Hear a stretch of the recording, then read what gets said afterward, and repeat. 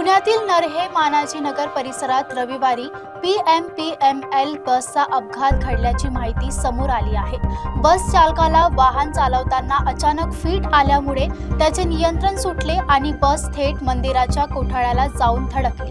सुदैवाने यामध्ये मोठी जीवितहानी टळली आहे। पुण्यातील नरहे मानाजी नगर परिसरात रविवारी PMPL बसचा अपघात झाला। बस चालकाला वाहन चालवताना अचानक फिट आल्यामुळे त्याचे बसवरील नियंत्रण सुटले। नियंत्रण सुटल्याने बस थेट रस्त्यालगत असलेल्या मंदिराच्या लोखंडी कठड्याला जाऊन धडकली।